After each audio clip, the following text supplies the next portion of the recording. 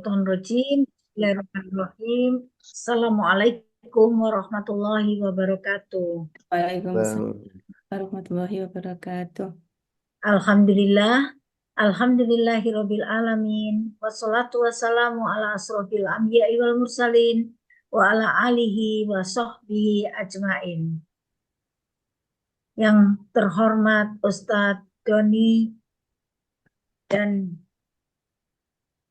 ibu-ibu serta Bapak yang pada kesempatan sore hari ini bisa bersama-sama eh, mengikuti kajian Ustadz Doni.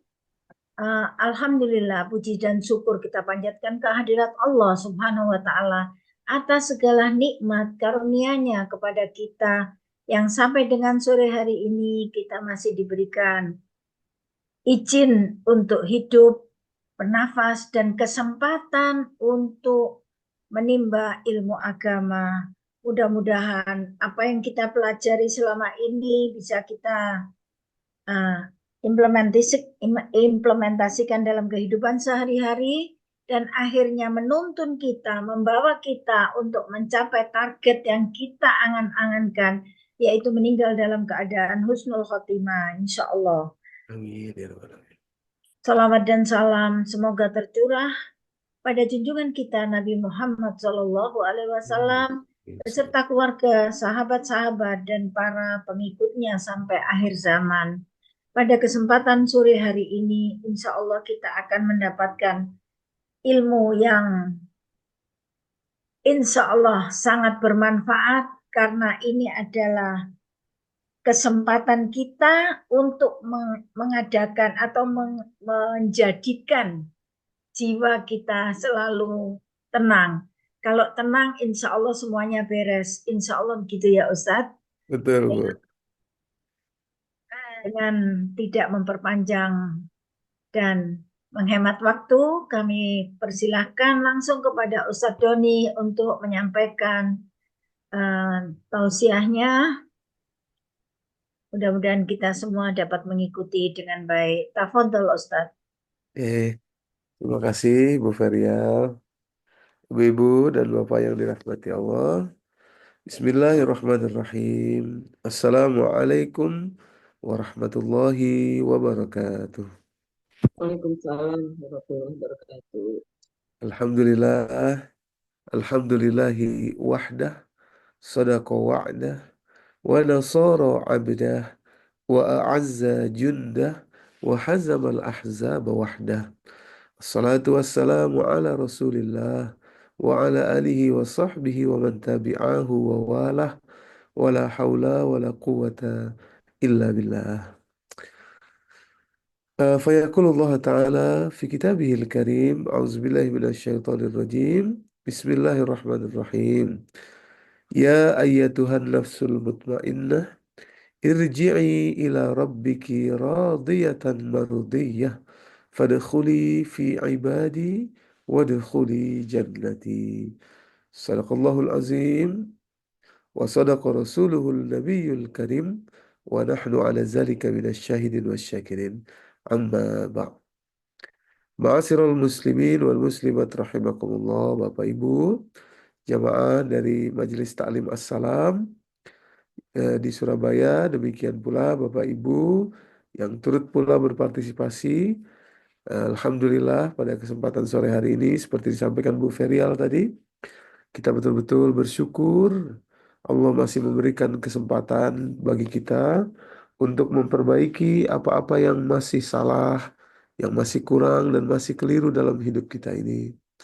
Sekaligus juga kalau memang ada yang sudah pada jalannya atau pada relnya, maka mari kita perdalam, kita tambah agar lebih baik lagi. Semoga layak untuk menjadi bekal sangu bagi kita kembali ke sisi Allah Subhanahu wa Ta'ala nanti. Semoga Allah ridho dengan apa yang akan kita lakukan. Pembahasan kita, sharing kita pada kesempatan sore hari ini membahas, mentadaburi ayat-ayat Allah Subhanahu wa Ta'ala, dan insya Allah dengan izinnya pula kita mudah-mudahan dapat mengimplementasikannya dalam kehidupan kita. Salawat dan salam mari juga senantiasa kita curahkan, kita sampaikan kepada junjungan kita, qudwah hasanah kita, yakni Nabi kita Muhammad sallallahu alaihi wasallam. Allahumma salli wa sallim wa barik alaihi wa ala alihi wa sahbihi ajma'in. Bapak Ibu yang dirahmati Allah, kesempatan sore hari ini insya Allah kita akan membahas bagaimana caranya supaya jiwa kita menjadi tenang. Ini penting sekali karena jiwa yang tenang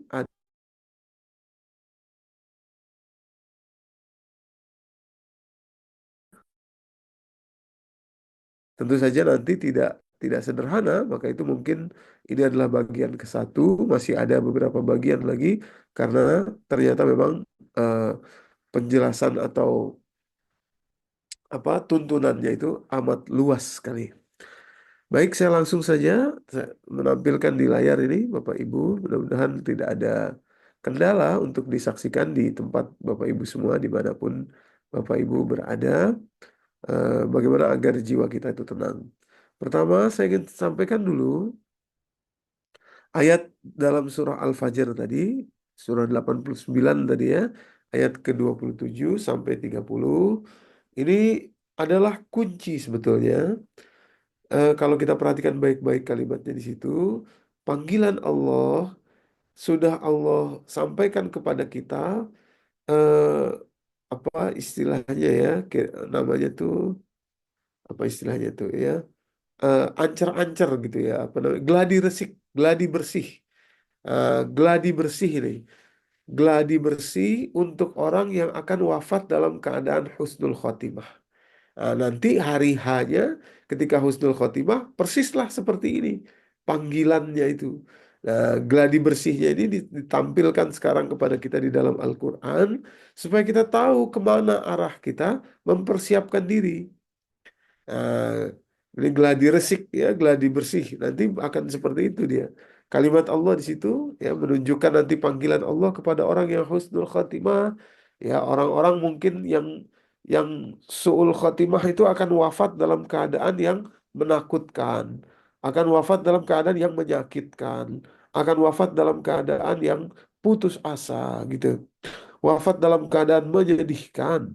Nah, sementara orang-orang yang husnul khatimah atau menutup hari-hari di dunianya dengan baik, ya, maka kira-kira nanti dia akan dipanggil oleh Allah. Ini gladi bersihnya ya, gladi resiknya ini. Ya ayyatuhan nafsul mutmainnah. Nah, jadi ada kunci di situ. Kuncinya adalah jiwa yang tenang. Nah, jiwanya yang jadi tolak ukur tuh saat wafat nanti. Ya, tentu berarti kan ada ukurannya dong, ya kan? Bagaimana jiwa yang tenang itu? Karena nanti tidak tidak waktu dicabut nyawa kan tidak mungkin ketukar nih nyawanya nih. Yang tenang yang mana? Gimana tolak ukurnya gitu ya? Bagaimana skor tenangnya itu dan lain sebagainya. Tentu saja ada tolak ukurnya. Nah, kata Allah, irji'i, ayo sini pulang. Itu. Ila rabbiki, ini yang luar biasa. Ila rabbiki radiyatan mardiyah. Itu ya. Sebetulnya sebetulnya kalimat yang tepat itu bukan kembali kepada Tuhanmu dengan hati puas lagi diridhoi, bukan. Sebenarnya yang tepat itu kembalilah, irji'i, pulanglah kepada keridhaan Tuhanmu, keridhaan Tuhanmu, eh, mardiyah, dan juga engkau diliputi oleh rasa ridho juga. Ya, jadi Allah ridho sama kita, kita pulang kepada keridhaan Allah, kita pun ridho sukacita kembali kepada Allah. Ya, jadi ketemu tuh, Bapak Ibu. Ya, keindahan itu adalah ketika tadi kita pulang kepada keridhaan. Ya, Masya Allah ya. Saya ingat dulu waktu pulang kampung Bapak Ibu, semasa kecil itu ya, itu zaman tahun berapa, 80-an itu ya. Dulu orang-orang kampung itu kalau datang perantau dari Jakarta pulang ke kampung halaman, ya, karena sudah lama gitu ya, maka betul-betul disiapkan makanan yang ini, yang itu, dan lain sebagainya. Penuh ridho. Ya. Nah, kemarin saya juga berulang lagi pulang kampung. Alhamdulillah dijamu juga oleh jamaah kita juga Bu Robiatul Adawiyah, satu kampung beliau dengan saya, disediakan makanan gitu. Sebetulnya keridoannya inilah, penerimaannya inilah yang menjadi satu kesenangan, kebahagiaan yang kita rasakan gitu ya. Pulang, irji'i ila rabbiki radiyatan mardiyah. Pulanglah ke ke dalam keridoan Tuhanmu. Jadi rasa ridhonya itu sulit dilukiskan dengan kata-kata itu ya Bapak Ibu ya. Jadi betul-betul satu kalimat yang manis, satu kalimat yang ini baru gladi resiknya aja ini. Satu kalimat yang indah gitu kan. Kalimat pulang itu menunjukkan juga lepaskanlah semua bebanmu, sudah tidak ada lagi beban dunia ini. Pulang sekarang. Nah, kira-kira begitu. Sudah tinggalkan semuanya di dunia ini, tidak ada lagi yang perlu membebani dirimu. Pulanglah kepada keridhaan Tuhanmu, Masya Allah. Indah sekali. Lalu setelah itu kalimat Allah fadkhuli fi ibadi, masuklah bersama dengan atau ke dalam golongan hamba-hambaku ibadi, menunjukkan posisi tertinggi seorang manusia itu adalah ketika dipanggil sebagai hamba oleh Allah. Makanya posisi tertinggi kita adalah hamba. Nah, dari mana tahunya itu? Dari ketika Nabi Muhammad SAW diperjalankan Isra dan sampai Mi'raj ke hadirat Allah Subhanahu wa taala, itu adalah posisi paling tinggi beliau sepanjang hidup beliau, Bapak Ibu, ya. Nah, saat itu beliau dipanggil atau disebut dengan hamba dalam surah Al-Isra itu ya. Subhanallazi asra bi'abdihi. Ah, Lailan minal masjidil haram ilal masjidil aqsa allazi barakna haulahu dan seterusnya. Maha suci Allah yang memperjalankan, biasa beliau dipanggil sebagai nabinya atau rasulnya gitu ya. Tapi kali ini dipanggil sebagai hambanya. Nah, jadi kalimat hamba itu adalah satu posisi tertinggi bagi manusia. Posisi tertinggi yang bisa dicapai oleh manusia adalah betul-betul dipanggil sebagai hamba oleh Allah. Karena itu berarti semua ditanggung oleh Allah Subhanahu wa taala. Dan memang Allah lah yang menanggung kita. Tapi pengakuan dari Allah bahwa ini hambaku, itu luar biasa, Bapak Ibu. Ya, fadkhuli fi ibadi. Masuklah ke dalam golongan hamba-hambaku. Berarti kita akan bersama di situ dengan Nabi Muhammad, dengan nabi-nabi yang lain, dengan para sahabat, dengan salihin, dengan para syuhada dan lain sebagainya yang Allah golongkan kepada hambanya, artinya posisi yang tertinggi. Wadkhuli jannati, masuklah kepada surgaku atau ke dalam surgaku. Rangkaian itu Bapak Ibu sekali lagi masuk surga, masuk dikelompokkan dalam hamba-hamba Allah, posisi yang amat tinggi gitu ya. Kemudian juga pulang ke dalam keridhaan Allah gitu ya, diridhoi oleh Allah. Itu semua dimulai atau itu berdasarkan gitu, berdasarkan jiwa yang tenang. Ini kuncinya. Nafsul mutmainnah. Nah, jadi sederhana sebetulnya Bapak Ibu tuh ya. Maka itu PR kita sekarang adalah bagaimana mengukur, bagaimana caranya supaya jiwa kita ini sudah sesuai dengan kriteria mutmainnahnya Allah. Tenangnya sesuai dengan yang Allah kehendaki. Setelah tahu nanti caranya, ukurannya gitu ya. Lalu kita pastikan setiap hari, setiap malam kita dalam kondisi yang jiwa tenang. Karena apa? Karena kita tidak tahu kapan kita akan dipanggil oleh Allah Subhanahu wa taala. Artinya, kita harus siap terus, standby terus jiwa ini, sehingga kapanpun nanti dipanggil oleh Allah, insya Allah kita dalam keadaan jiwa yang tenang gitu. Sesederhana itu sebetulnya tuh. Jadi tahu caranya, tahu ukurannya, lalu kita lakukan setiap hari, dimanapun hari kita akan wafat nanti, insya Allah kita wafat dalam keadaan husnul khotimah. Karena kuncinya itu adalah jiwa yang tenang. Nah, gitu ya. Jiwa yang tenang, Bapak Ibu. Nah, jadi betapa pentingnya ini. Jadi maka itu pembahasan kita mungkin tidak akan satu kali, tapi ada beberapa kali nanti di mana memang ada beberapa cara ya yang Allah sebutkan agar jiwa kita tenang.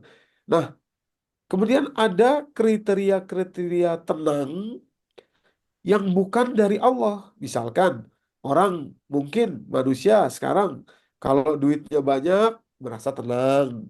Kalau duitnya sedikit merasa kurang gitu misalkan ya, merasa tidak tenang. Apakah itu yang menjadi kriteria? Oh, bukan. Nah, makanya nanti akan kita buka nih. Apakah itu yang menjadi kriteria? Tentu saja tidak gitu.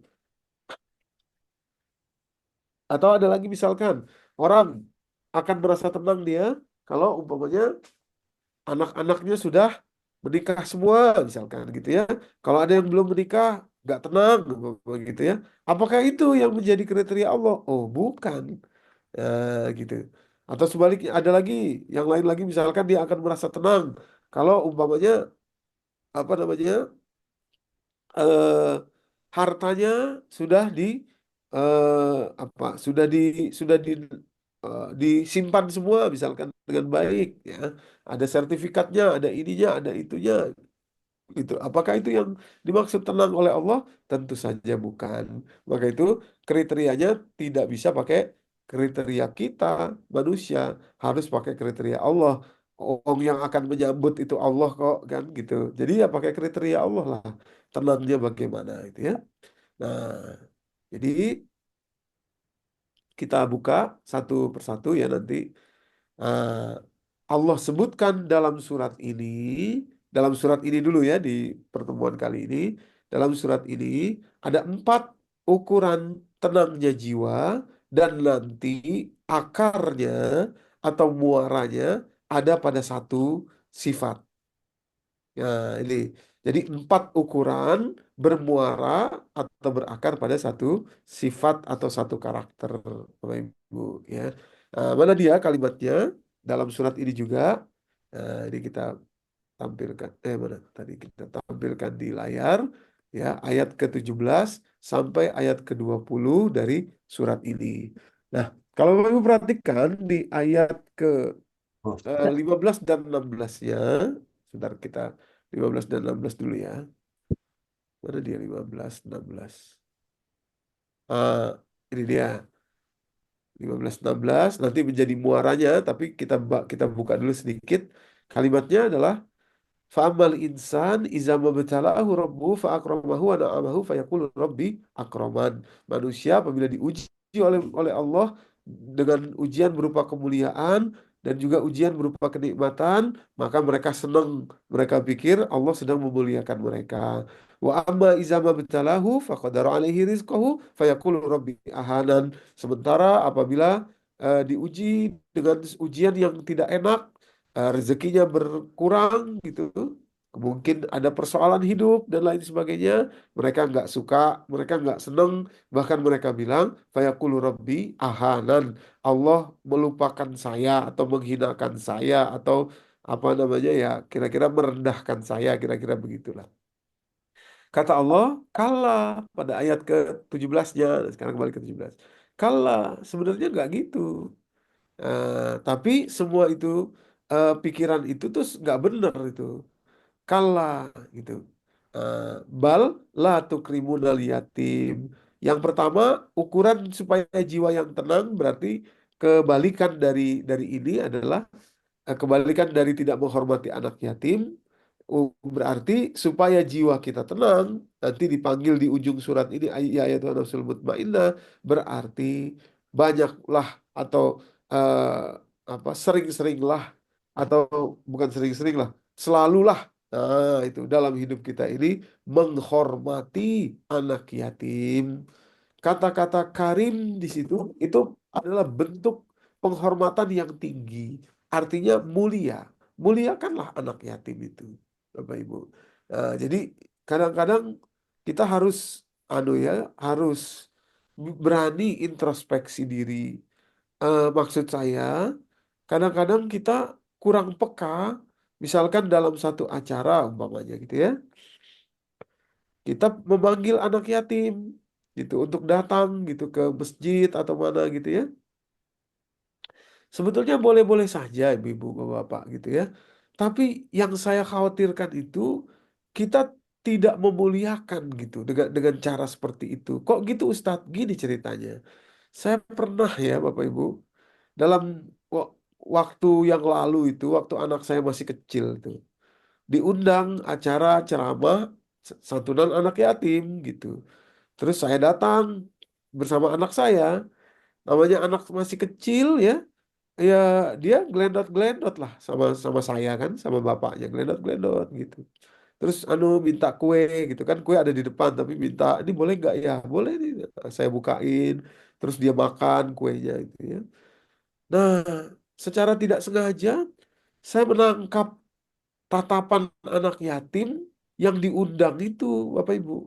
Tatapan anak yatim yang diundang itu di depan kami itu menatap anak saya, ngeliatin anak saya gitu ya, ngeliatin anak saya itu. Nah, disitulah saya sadar, itu. Disitulah saya sadar. Kalau dalam posisi mereka, mereka nggak punya bapak, tinggalnya di panti gitu ya. Terus diundang acara begitu, mereka di sebagai anak yatim, terus melihat anak seusia mereka gelendot-gelendot sama bapaknya, manja-manja sama bapaknya, minta kue terus dibukain sama bapaknya itu ya. Nah, dalam hal itu waktu itu waduh, saya merasa saya takut gitu. Saya takut, khawatir saya.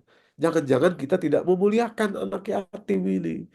Apalagi kalau misalkan maaf ya, sudah diundang begitu, dia jadi spotlight gitu, jadi ditampilkan sedemikian rupa, ada tekanan batin tentu dia melihat melihat misalkan kita bawa anak kita atau bawa cucu gitu ya Bapak Ibu ya.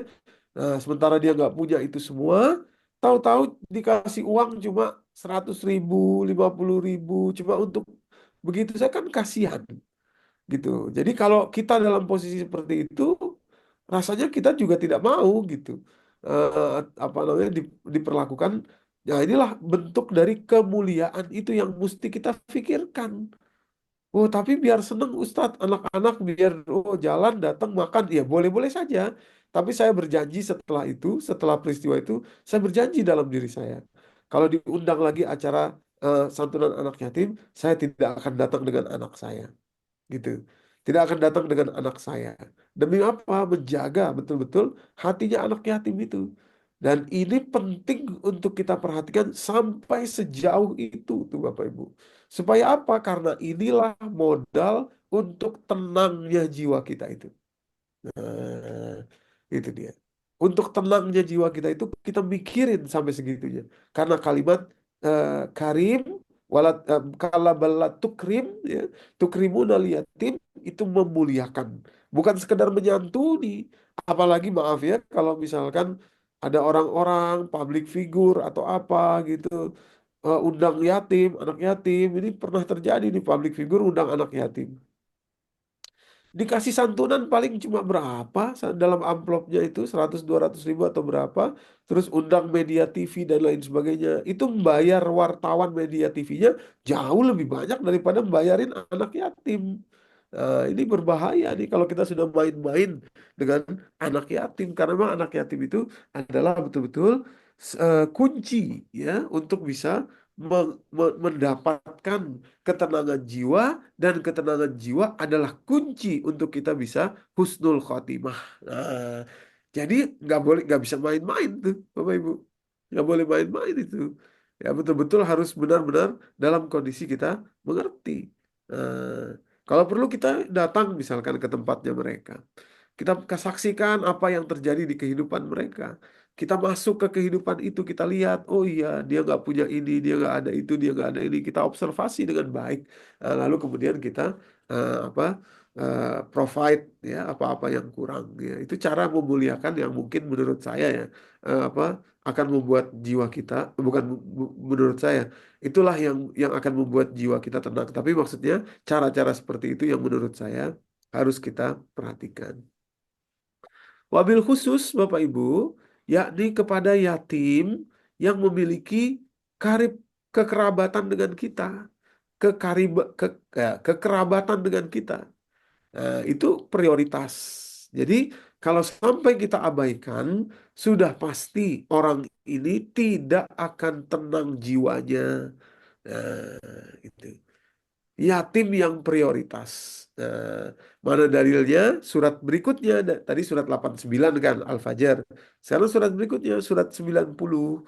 Nah, kata Allah dari ayat 12, wa ma adraka mal aqabah. Tahukah kamu apa itu ya apa namanya? Aqabah. Aqabah itu sesuatu yang mendaki lagi sukar dilakukan. Maksudnya dalam perjuangan amal kita. Fakku raqabah, satu melepas budak atau memerdekakan budak, au it'amun fi yaumin zi masghabah, atau memberikan makan di hari di mana sulit makanan. Di hari yang lagi kesulitan saja, ekonomi lagi sulit, makanan lagi susah gitu ya. Yaumin zi masghabah tuh ya. Makanan lagi susah, duit lagi susah, perekonomian lagi susah. Ada satu yang harus kita prioritaskan. Siapa? Yatiman za makrobah. Yatiman za makrobah. Eh, kepada anak-anak yatim, tapi bukan yatim biasa nih, yang memiliki kekerabatan dengan kita. Maka itu dari urutan ayat ini, dari penjelasan ayat-ayat ini, bisa kita pahami bahwa anak yatim yang memiliki kekerabatan dengan kita adalah tanggung jawab kita, prioritas kita. Apa saja itu kekerabatan yang dimaksud itu ya? Ada 4, Bapak Ibu, kekerabatan ini. Ya, jadi artinya kalau jiwa kita ingin tenang, mari kita jaga bagaimana perilaku kita terhadap anak-anak yatim yang memiliki kekerabatan dengan kita dengan 4 kriteria kekerabatan. Yang pertama, kekerabatan ponakan yatim ya, yang berasal dari saudara laki-laki dari suami ibu-ibu ya. Jadi laki-laki dan laki-laki gitu ya. Maksudnya saya saya saya punya saudara laki-laki. Anak-anak dia kalau yatim, kalau dia adik saya wafat misalkan gitu ya. Nah, anak-anaknya dia itu adalah prioritas bagi keluarga saya, termasuk bagi istri saya. Bagi istri saya untuk apa? Kita memberikan santunan.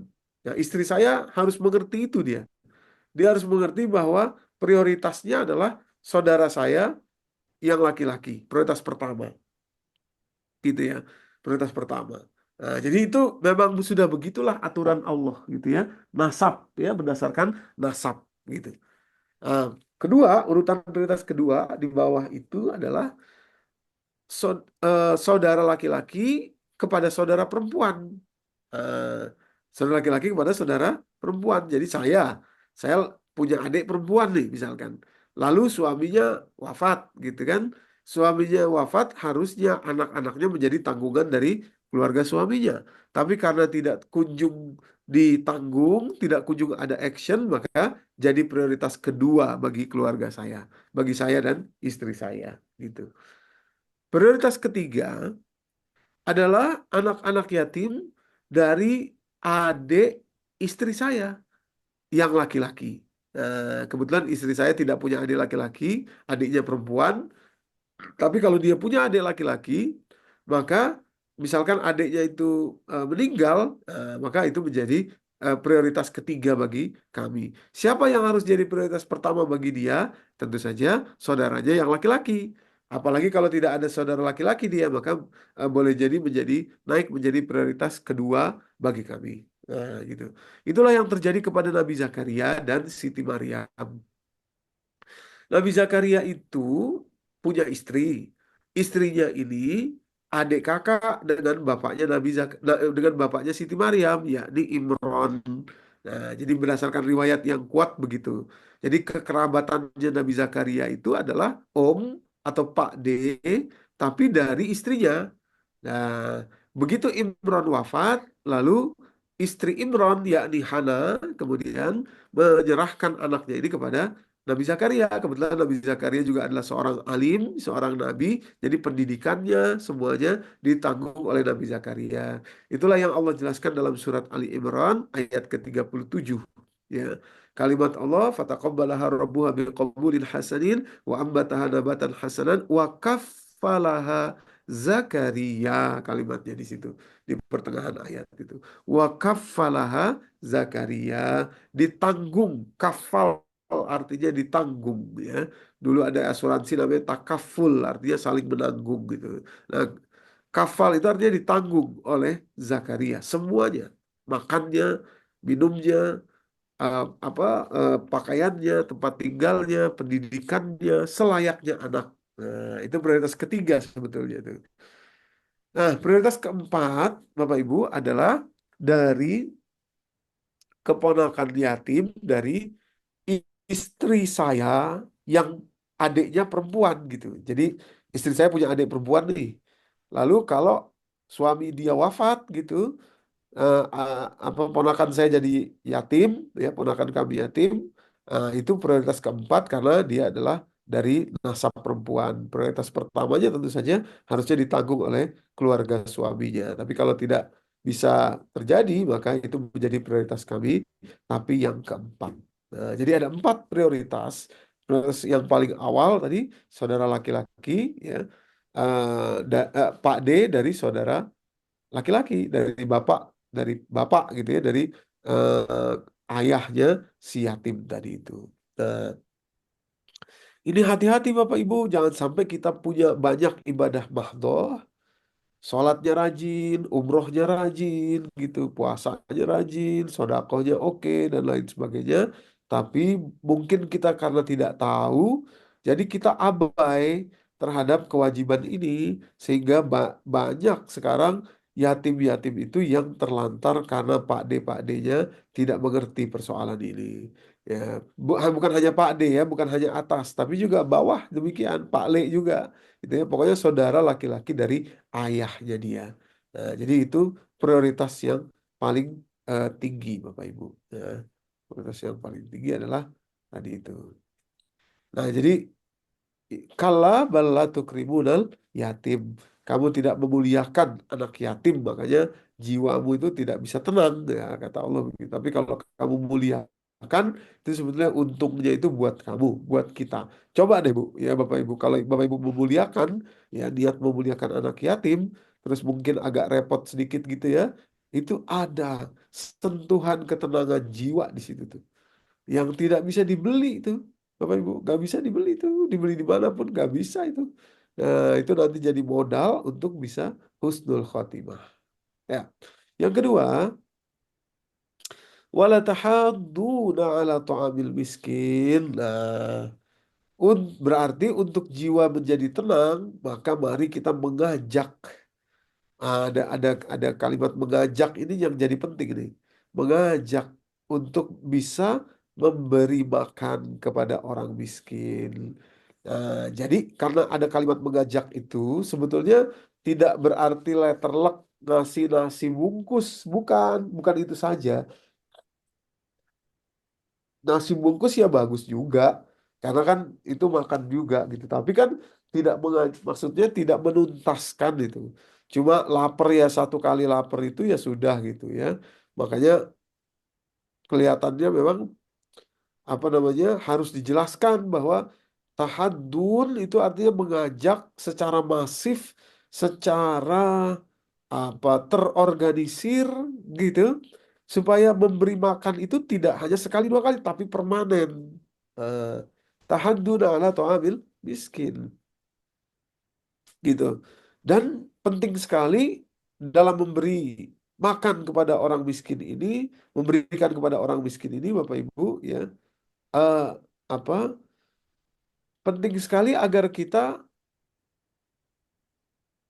maaf, sebentar. Penting sekali agar kita memahami syarat dan ketentuannya. Ya, jadi ada syaratnya ini dalam memberikan supaya jiwa ini tenang. Ya, apa syaratnya dalam surat Al-Insan, surat 76 ayat 8 dan 9. Maka tadi ada kalimat tahadun, ya terorganisir bersama-sama, kemudian ada syaratnya. Syarat dan ketentuan berlaku gitu kira-kira gitu ya. Apa syaratnya? Kita perhatikan ayatnya di situ, ayat 8 dan 9 dari surat Al-Insan, surat 76. Wa yut'imuna ta'ama ala hubbihi ah, miskina wa yatima wa asira. Mereka memberikan makan.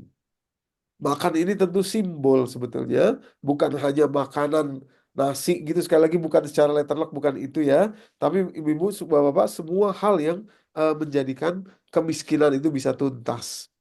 Tapi yang dicintai, maksudnya yang dicintai itu barang yang diberi itu jangan barang atau jangan sesuatu yang tidak apa, yang kurang kurang baik. Kurang baik itu maksudnya kita sendiri tidak berkenan. Nah, jadi ukurannya kemana? Kepada diri kita sendiri. Nah, jadi memberi dengan hubbihi. Wa yut'imuna ta'ama ala hubbihi. Hubbihi itu yang sesuatu yang kita senang. Ya, ini ayatnya nih, surat Al-Baqarah di layar nih saya tampilkan, ayat 267. Peringatan Allah kepada kita dalam memberi. Hati-hati, kita pikir, sudah memberi, sudah banyak saya beri. Tapi kalau memberinya itu ya sesuatu yang kita udah, apa ya namanya ya, kita sudah, apa, yang kita sudah tidak tidak layak lagi gitu kita kita pakai menurut kita ngasih orang gitu misalkan ya. Nah, itu dapat pahalanya nggak? Dapat. Tapi untuk dapat ketenangan jiwa itu nggak cukup. Memberilah yang kita juga suka. Itu yang kita juga ala hubbihi. Kalimat Allah ini ayat 267 ya Bapak Ibu ya.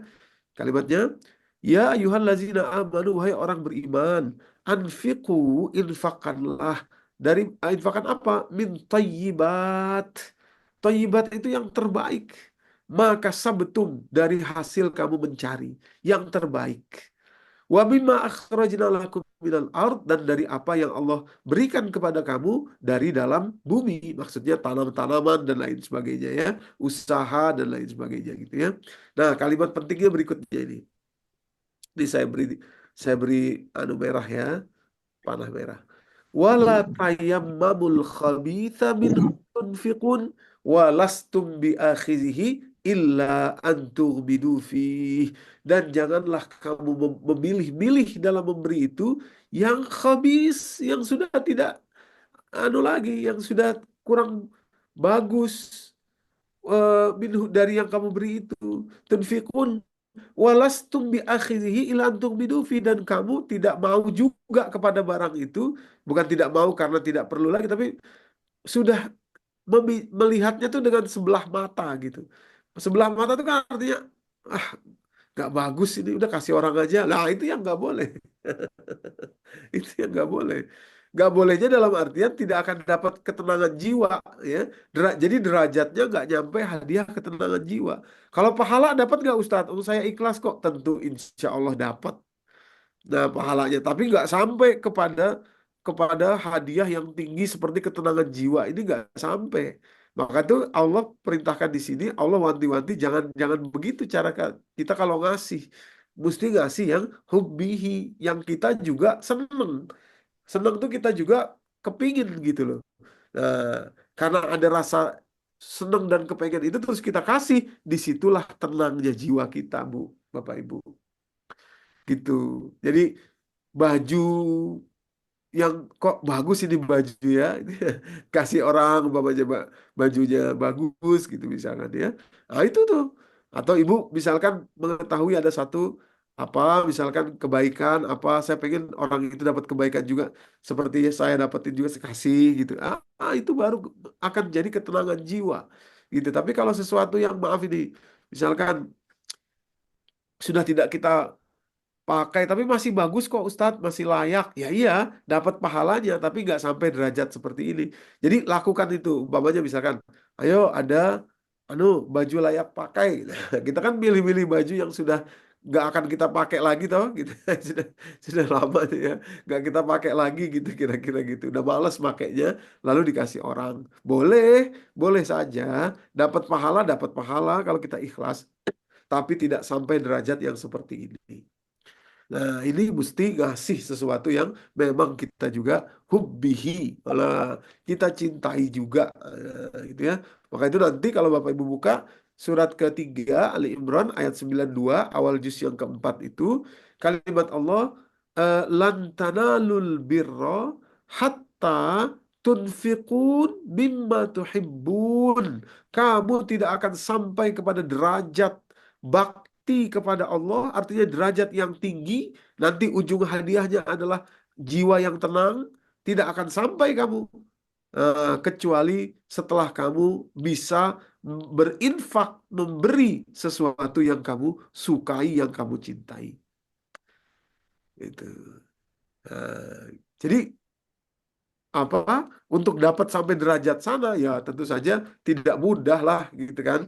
Ya namanya juga mau dapat surga, mau dipanggil dengan mesra oleh Allah nanti saat wafat gitu kan, mau masuk ke dalam golongan hamba-hamba Allah dia yang punya derajat amat tinggi, tentu saja bayarannya lebih mahal lah gitu ya, lebih lebih tinggi bayarannya daripada yang biasa-biasa. Kalau cuma ya tadi menginfakkan sesuatu yang sudah tidak dipakai lagi boleh-boleh saja, tapi tentu tidak sampai kepada namanya apa namanya derajat yang eh, tinggi tadi itu Bapak Ibu ya.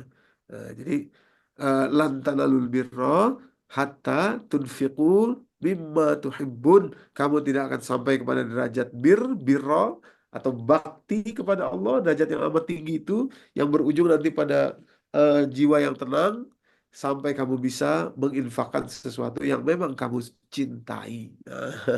Memang kamu cintai, Bapak Ibu ya. Oke, jadi eh, seninya dalam memberi itu ada dua. Jadi kembali ke surat Al-Insan. Pertama, wa yut'imuna ta'ama ala hubbihi, memberikan atau menginfakkan, memberikan makan yang kita cintai.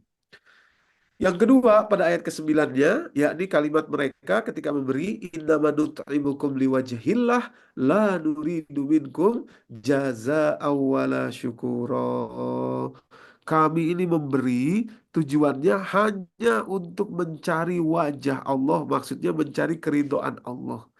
La nuridu minkum jaza', kami tidak butuh balasan dari kalian. Wala syukuro, dan tidak butuh juga diterima kasihi. Tidak butuh juga ada kalimat terima kasih, tidak butuh. Tidak perlu juga ada kalimat apa recognize apa tuh ya? Recognize tuh.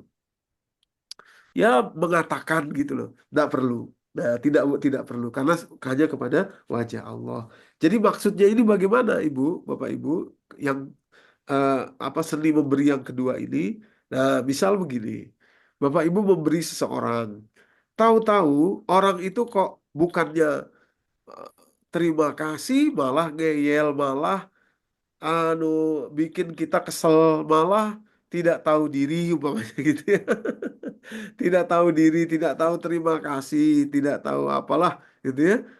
Ya udah males saya mau ngasih lagi. Wah, ini berarti belum belum sampai kepada derajat yang jiwa akan tenang. Karena jiwa yang akan tenang itu memberi terus dia tidak butuh terima kasih, tidak butuh perbuatan itu dibalas dengan perbuatan yang baik, tidak butuh. Pokoknya saya mau ngasih aja. Kamu mau sopan sama saya apa enggak, itu enggak pengaruh. Kamu mau berterima kasih sama saya apa enggak pengaruh. Kamu mau berbuat baik sama saya apa enggak pengaruh. Yang penting saya mau ngasih. Karena apa? Karena tujuan saya memberi itu adalah untuk mendapatkan wajah atau ridho Allah tadi. Irji'i ila rabbiki radiyatan mardiyah. Nah, Bapak Ibu coba deh. Nanti kalau Bapak Ibu coba ya, Ibu ngasih seseorang nih.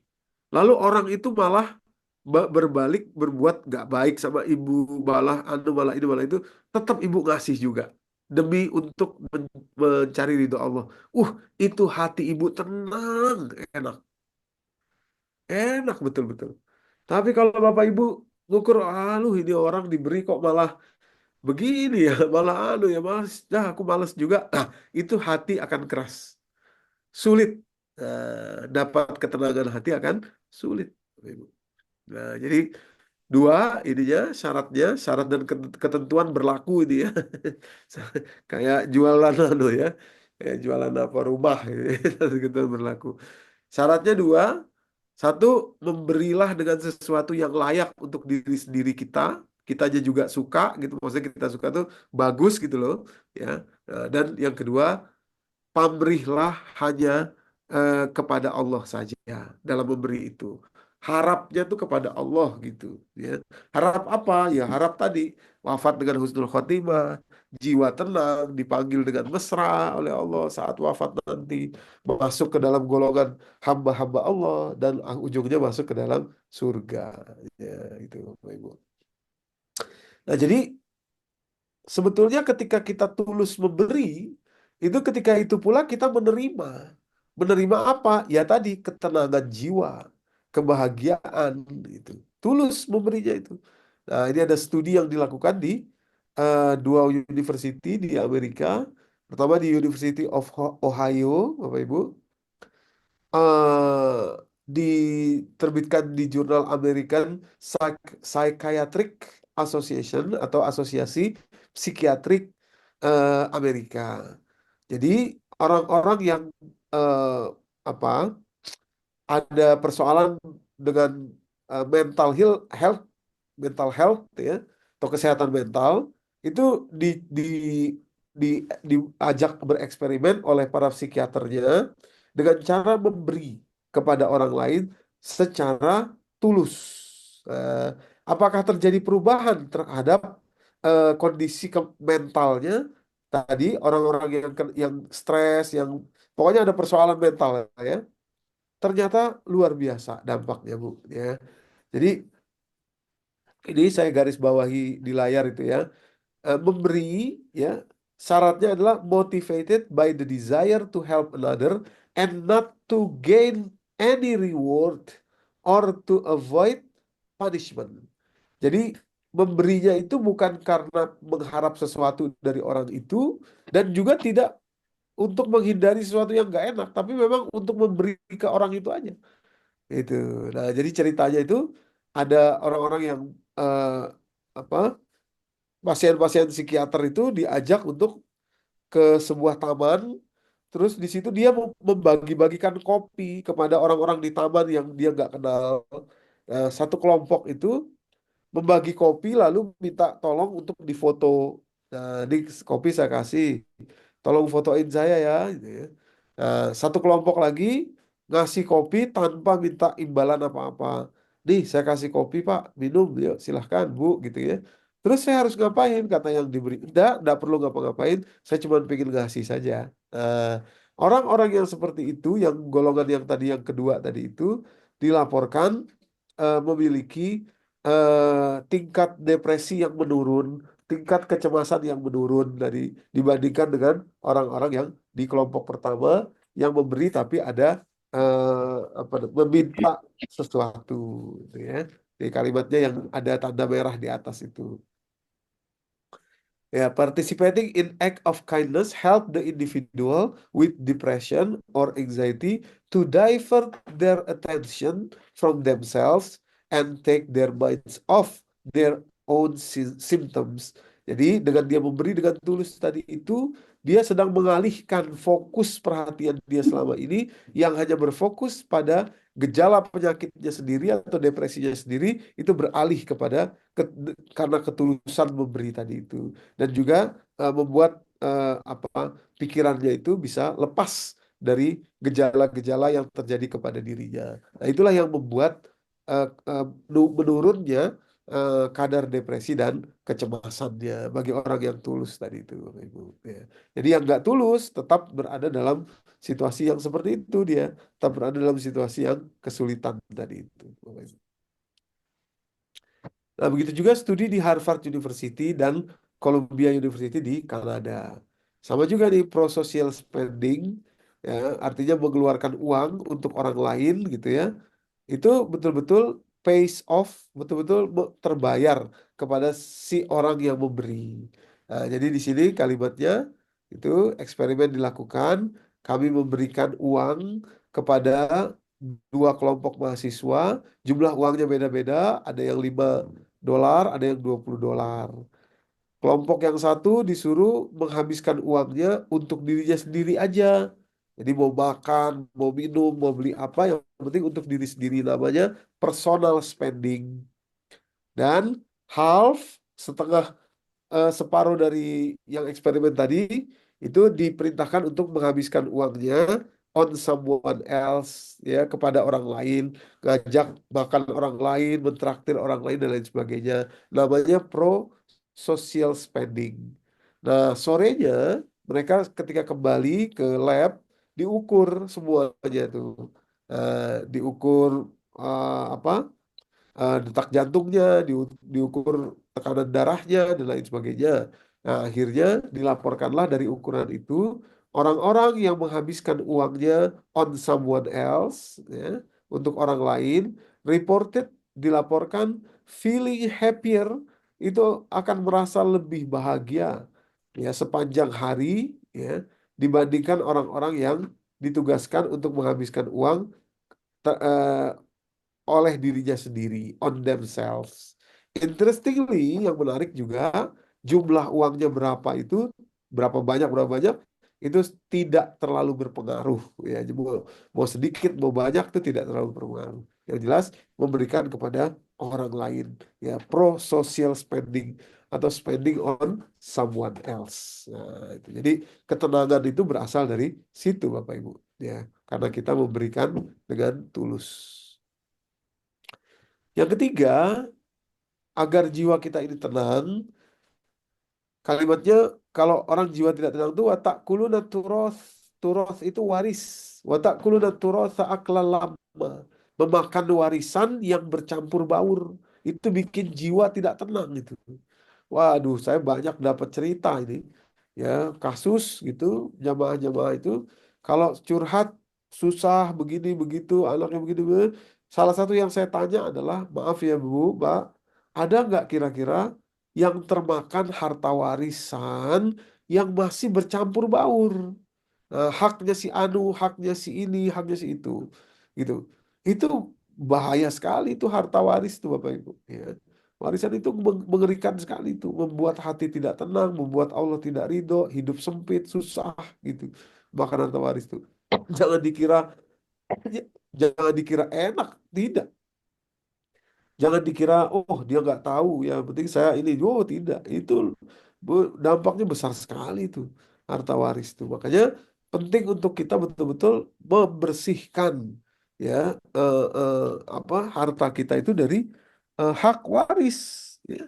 Hak waris harus diselesaikan itu, Bapak Ibu tuh. Ya, itu hak, itu dosanya double-double itu. Sehingga hati nanti tidak tenang, sulit, ya, untuk mendapatkan ketenangan jiwa itu, ya, dan juga sulit untuk bisa apa namanya, barokah, sulit untuk barokah hidupnya, ada aja sakitlah, apalah, inilah, itulah, gitu ya. Nah, mesti kita cek apakah sudah benar. Boleh memakan harta waris itu boleh, tentu saja halal, gitu ya, tapi jangan bercampur baur. Campur baur itu maksudnya haknya siapa harus dikeluarkan, gitu, sesuai dengan aturan Allah yang sudah baku, yang sudah berlaku, gitu. Gitu. Jadi harta waris itu berbahaya sekali, ya. Jadi kadang-kadang tuh apa ya, suka apa, orang tuh gini, udah, rumah itu ditempati sama yang si bontot umpamanya, gitu ya, rumah warisan itu, ya, ya biarin orang anak bontot gitu, misalkan gitu, ya, misalkan gitu. Tapi ternyata ada satu satu kakaknya gitu ya, yang nggak setuju, tapi dia nggak berani ngomong. Nggak setuju tapi nggak berani ngomong. Ya mungkin dalam hatinya, "Oh, saya juga susah kok gitu. Mentang-mentang saya bukan anak bontot, tapi saya nggak bisa eh, anunya waris umpamanya," gitu ya. Itu hati-hati, ketidaksetujuan dan ketidakridhoan yang memiliki satu hak waris itu akan berbahaya, Bapak Ibu. Ya, berbahaya. Ya kalau mau ya semua harus disepakati dulu, tapi hal yang begitu betul-betul berbahaya. Eh, tapi misalkan begini, gimana Ustadz? Ini ada rumah pusaka Bapak, umpamanya gitu ya. Kita sepakat untuk tidak dijual, supaya kalau pulang kampung masih ada, ininya hartanya, ya tergantung. Kita lihat dulu nanti di antara semua itu apakah ada yang masih dalam kekurangan. Jangan-jangan yang satu itu, saudara kita itu dia sebetulnya nggak setuju.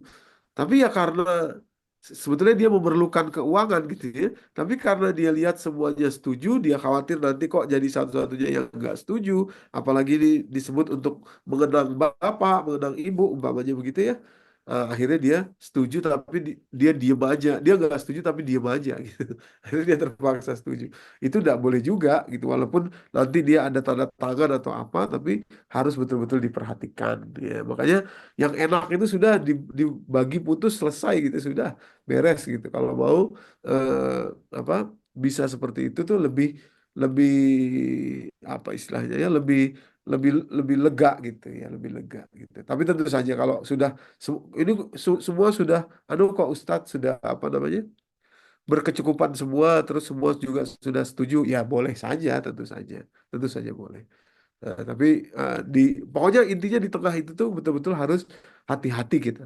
Harus betul-betul ekstra hati-hati. Jangan sampai ada yang terzolimi ya di tengah-tengah harta yang bercampur baur itu. Nah, yang keempat ya, wa tuhibbunal mala hubban jamma yang membuat orang jiwa tidak tenang atau kalau kita balik supaya jiwa kita tenang maka lepaskanlah cinta kita yang amat yang amat tinggi terhadap dunia ini. Ya, hubban jamma terhadap harta, benda dan apapun yang berada di dunia ini. Boleh nggak mencintainya? Boleh saja, tapi tidak boleh jamma. Tidak boleh cinta yang mendalam, berlebihan. Cirinya apa? Gampang. Nanti kalau hilang, sedih. Sedihnya, ya begitu. Kalau sedih mungkin wajar. Tapi kalau kalau tidak selesai-selesai sedihnya, itu namanya hubban jamma itu.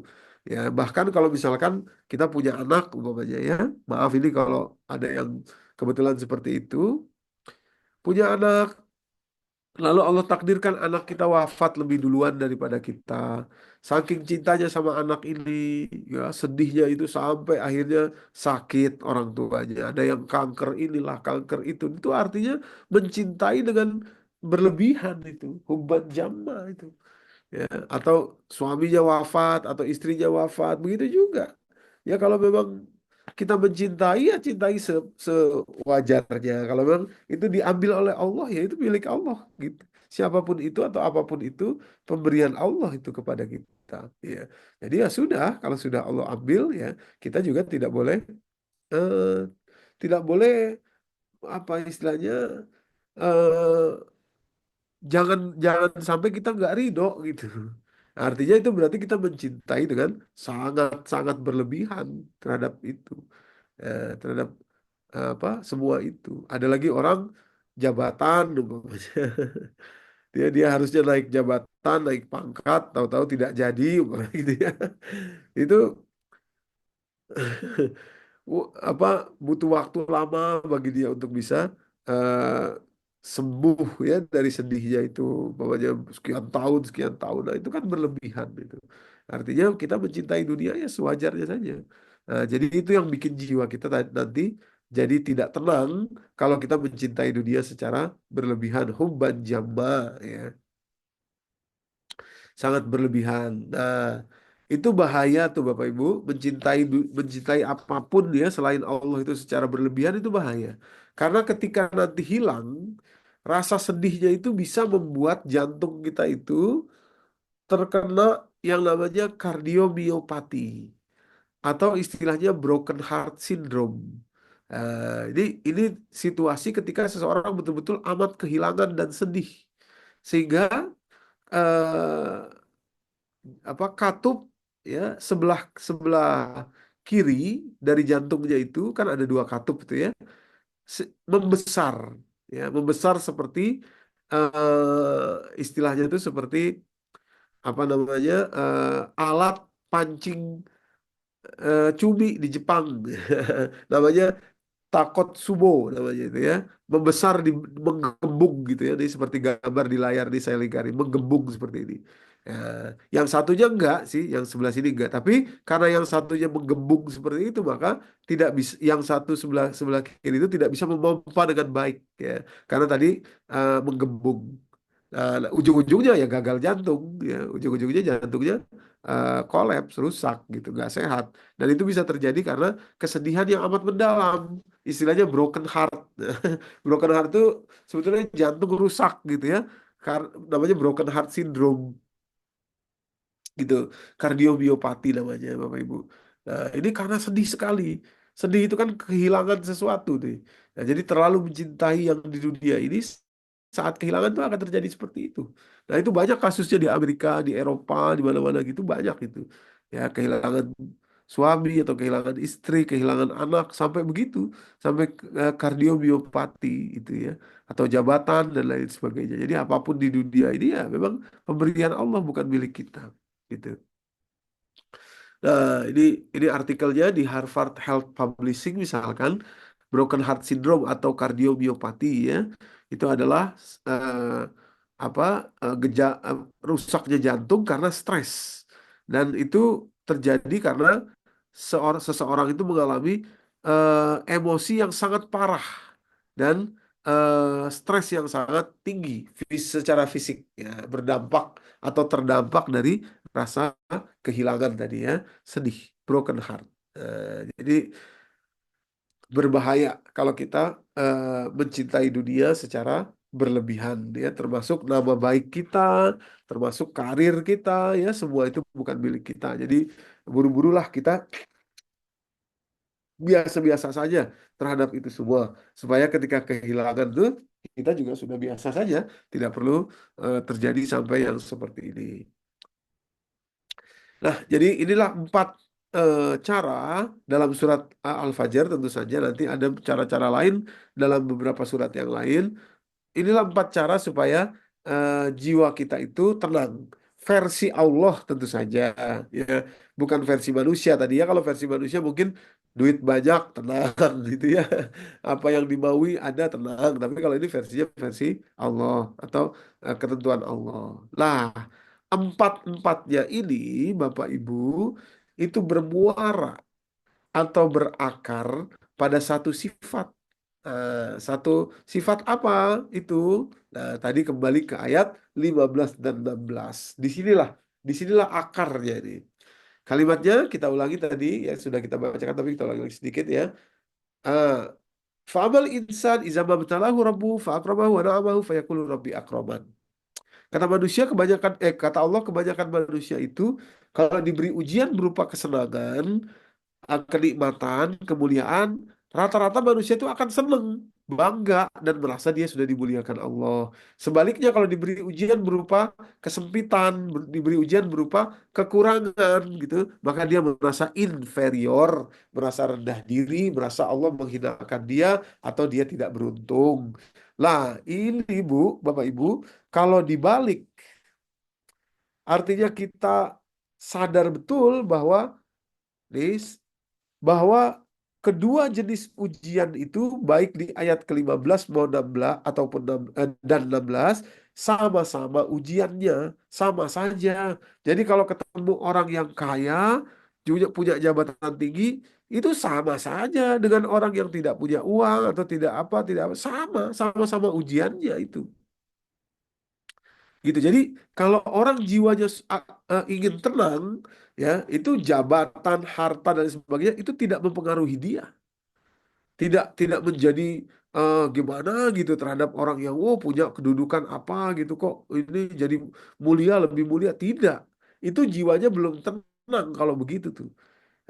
Sebaliknya kepada orang yang rendah pun tidak tidak merendahkan, dan juga dia sama karena dia tahu itu sama-sama ujian.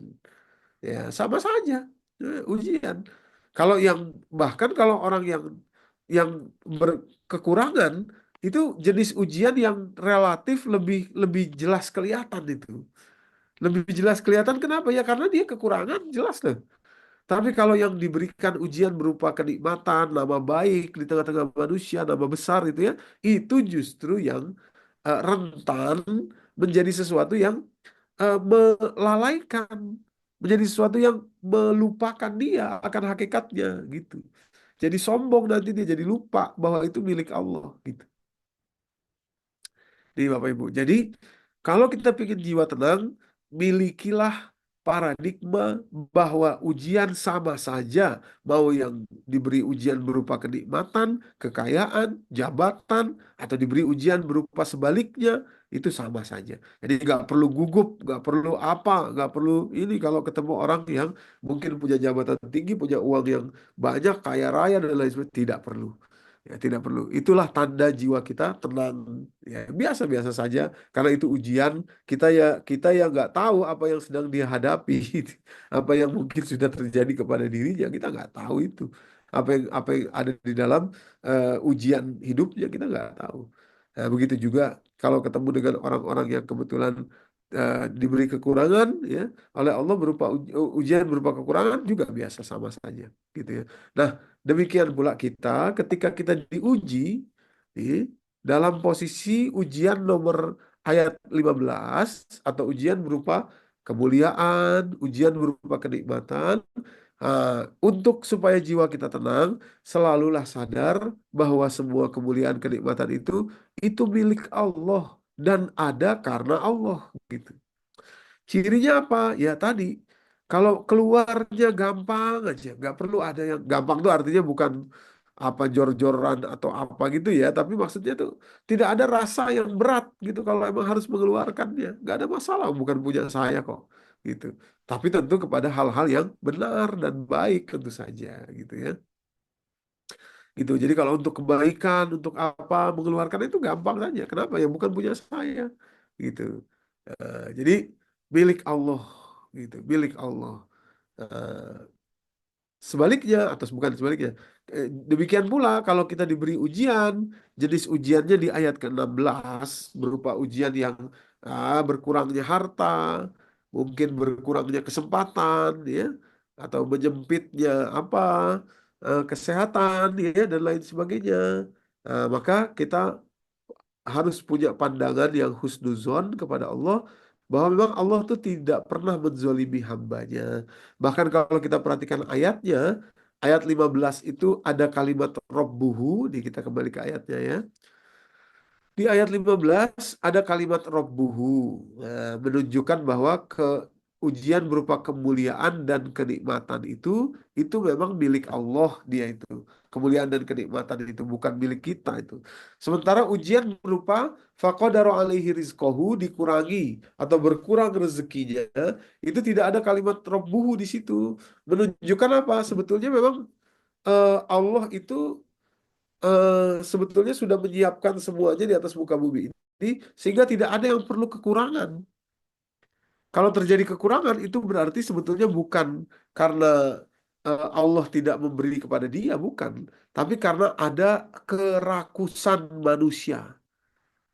Rakus manusia yang lain rakus, akhirnya diambil, akhirnya kepada manusia lain nggak dapat. Nah, itu kan yang terjadi tuh. Jadi 1% orang punya atau menguasai 99% kekayaan sebuah negara. Sementara 99% orang itu harus berjibaku, ya, bertarung, memperebutkan yang 1% kekayaan. Nah, itu. Ya, jadi memang bukan bukan bukan Allah yang berkehendak itu, tapi manusia di situ. Nah, demikian pula mungkin ada juga manusia-manusia yang malas, tidak mau berbuat, ya, tidak mau bekerja, tidak mau berusaha, tidak mau membuat strategi dan lain sebagainya. Akhirnya berkuranglah rezekinya, kemampuan hidupnya dan lain sebagainya. Ada juga. Nah, jadi ada kerakusan manusia, ada kemalasan manusia gitu ya. Nah, itu bukan karena Allah tuh. Kalau Allah sudah menetapkan yang cukup, nggak ada. Sebetulnya kalau direnungi baik-baik, nggak akan ada manusia di dunia ini yang miskin, Bapak Ibu. Kecuali karena dia malas saja. Gitu. Kenapa ya? Karena Allah sudah tetapkan semuanya itu cukup. Cukup sebetulnya itu ya. Nah, cuma karena ada yang rakus tadi ya, maka akhirnya kesempatan atau peluang yang harusnya diberikan atau didapati oleh orang-orang lain jadi tertutup, diambil oleh dirinya semua. Lah itu. Padahal dia mau bawa kemana juga nggak tahu itu ya. Dia pengen simpen aja. Mungkin 17 turunan gitu ya. Gitu. Nah, jadi Makanya di ayat ke-16 di ujian berupa berkurangnya rezeki, terbatasnya rezeki, itu tidak ada kalimat Rabbuhu di situ. Ya menunjukkan bahwa sebenarnya Allah itu memang tidak ingin adanya kesulitan dalam hidup hambanya, dalam artian kesulitan berupa rezeki ya, atau apa kebutuhan hidup ya. Kenapa ada kelaparan? Ya pasti karena ada orang yang menumpuk makanan ya, apa rakus. Jadi dia kuasai semua gitu ya. Makanya ada yang kelaparan gitu kan ya. Kenapa ada orang sampai nggak sanggup beli makan ya? Karena ada orang yang rakus tadi, ya maunya buat dia semua gitu. Nah, jadi itulah eh, apa muara dari empat tadi itu, milikilah tiga paradigma bahwa jenis ujian sih ya sama saja. Ya mau ujian ini mau ujian ini ya semuanya ujian juga. Kalau diberi ujian nomor 15 kemudian bisa bersyukur ya, bagus ya, jadinya baik ya, jadinya satu kebaikan. Diberi ujian nomor 16 kemudian bisa bersabar, satu kebaikan. Apalagi kalau diberi ujian nomor 16 ayat nomor 16 lalu bisa bersabar dan bersyukur. Wah, itu luar biasa lagi.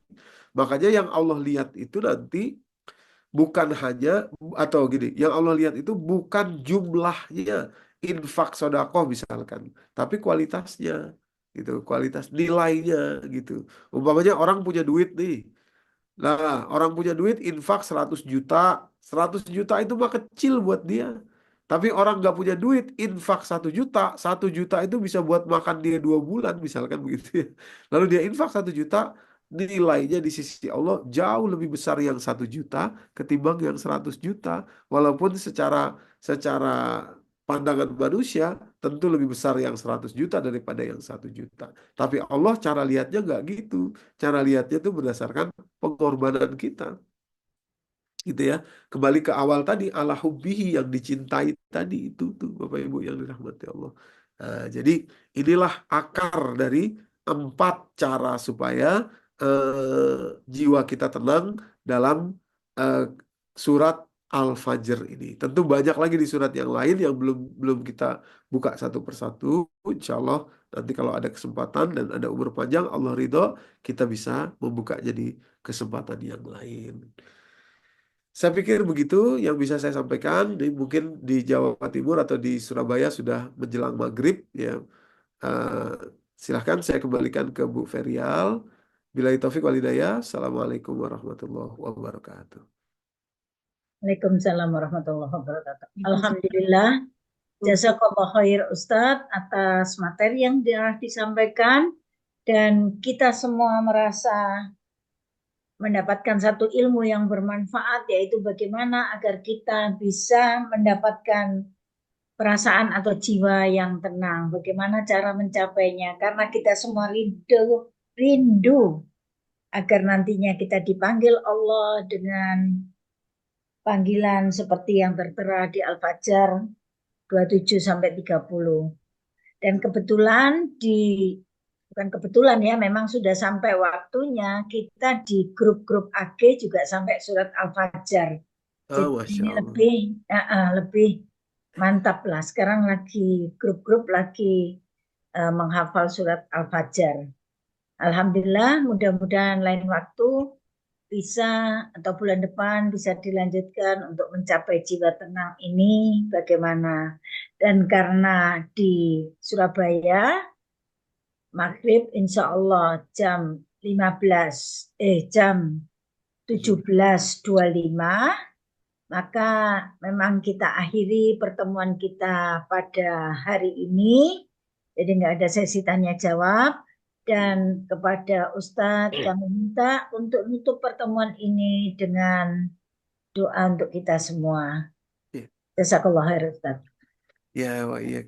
Jazakillah khair Bu Ferial, Bapak Ibu, mari kita berdoa bersama walaupun kita terpisah jarak waktu, tapi Allah Maha mendengar ya. Mudah-mudahan Allah kabul hajat Amin. kita, dan mudah-mudahan Allah ridho kepada pertemuan yang sudah kita lakukan di sore hari ini. Amin. Astagfirullahaladzim, astagfirullahaladzim, astagfirullahaladzim. Auzubillahiminasyaitonirrajim. Bismillahirrahmanirrahim. Alhamdulillahi rabbil alamin. Hamdan syakirin, hamdan na'imin, hamdan yuafi ni'mahu wa yukafi'u mazidah. Ya Rabbana lakal hamdu wa lakal syukru kama yanbaghi li jalali wajhikal karim wa li azimi sultanik. Allahumma anta rabbina la ilaha illa anta khalaqtana wa nahnu abduka ya Allah. ونحن على عهدك ووعدك ما استطعنا نعوذ بك من شر ما صنعنا نبوء لك بنعمتك علينا ونبوء بذنوبنا فاغفر لنا يا الله فاغفر لنا فاغفر لنا فإنه لا يغفر الذنوب إلا أنت. Kami mengikrarkan ya Allah di tempat kami berada, tapi satu ikrar yang sama, tidak ada Tuhan selain Engkau, la ilaha illa anta. Engkaulah Tuhan kami hambamu yang Kau ciptakan dari ketiadaan ya Allah. Kami akui betapa banyaknya nikmat dan karuniamu yang turun kepada kami tidak terhingga. Dan kami sadari pula bahwa betapa banyaknya maksiat, arogansi, kesombongan kami yang naik kepada dirimu, tapi tetap saja Engkau turunkan nikmat dan karuniamu lagi, seolah-olah semua kesombongan, kemaksiatan, ketakaburan kami itu tidak ada artinya di hadapanmu. Terima kasih ya Allah, tapi mohon ampuni kami lagi, mohon ampuni terus kami ini, karena tidak ada yang bisa mengampuni kami kecuali hanya Engkau saja. Rabbana atina fid dunya hasanah wa fil akhirati hasanah wa qina azabannar bifadlika subhana rabbika rabbil izzati amma yasifun wa salamun ala mursalin walhamdulillahi rabbil alamin. Ya subhanaka Allahumma bihamdika asyhadu an la ilaha illa anta astaghfiruka wa atubu ilaik. Ya, terima kasih. Amin. Terima kasih Pak Ustaz. Terima kasih. Jazakallah Syukur kami, khairan. Ibu Maria. Salam.